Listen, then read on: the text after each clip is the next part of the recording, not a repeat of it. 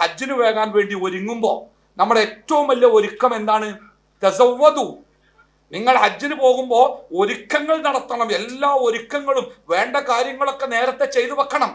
ഫഇന്ന ഖൈറസ്സാദി അത്തഖ്വ. ഹജ്ജിന് വേണ്ടി നിങ്ങൾ ഒരുക്കുന്ന ഒരുക്കങ്ങളിൽ ഏറ്റവും പ്രധാനപ്പെട്ടത് തെക്കുവയാണ്.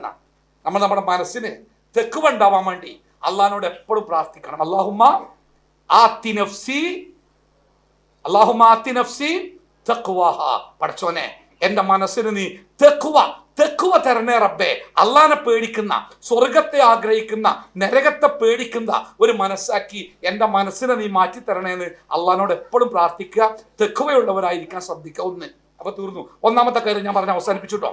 അതായത് നമ്മൾ ഹജ്ജിന് പോകുമ്പോൾ മനസ്സുകൊണ്ട് നന്നായിട്ട് ഒരുങ്ങുക. ഞാൻ എന്തിനാ പോണെന്ന് നമ്മുടെ മനസ്സിനെ ബോധ്യപ്പെടുത്തുക. ആ പോകുന്ന കാര്യം സാധ്യമാകാൻ വേണ്ടി നമ്മൾ മനസ്സറിഞ്ഞ് റബ്ബിനോട് പ്രാർത്ഥിക്കുക.